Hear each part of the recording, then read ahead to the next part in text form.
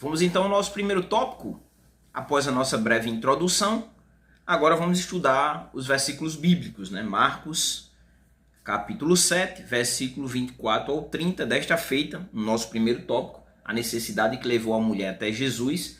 Nós vamos estudar o versículo 24, 25 e 26, sendo que no versículo 26 nós vamos estudar apenas a parte B desse versículo. Na sequência, no nosso segundo tópico, os obstáculos que provaram a fé da mulher, nós vamos estudar então o versículo 26 e aí a parte A e o versículo 27 em específico. Se fôssemos resumir o versículo 24 ao 26, parte B, nós vamos ver, o texto vai apresentar uma mãe desesperada, né? Uma mãe extremamente angustiada com a situação da sua filha, né? Sua filha estava possuída então por demônio, né? O texto diz que a filha dela estava possuída, então possessa, né? O texto usa a minha versão aqui, Almeida século 21, diz que ela estava possessa de um espírito imundo. Então a mãe estava desesperada, né? Desesperada ali com a sua filha possessa por um espírito.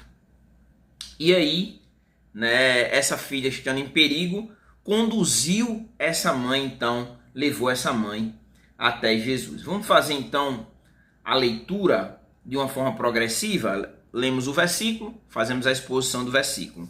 E aí no final eu quero trazer 3 aplicações que nós vamos extrair então desses versículos, dessa parte do texto, né?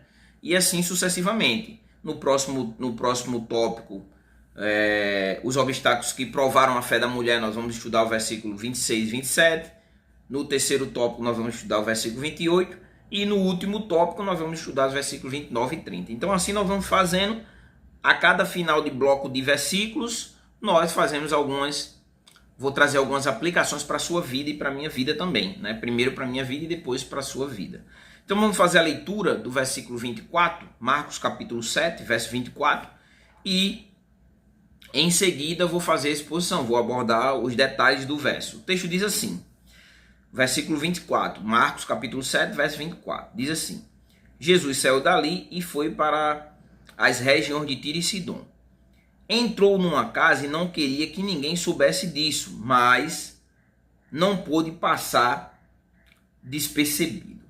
Você vai ver que quando o texto diz assim, que Jesus saiu dali, Jesus então, ele deixa a região da Galileia, desta feita, e ele vai então para a região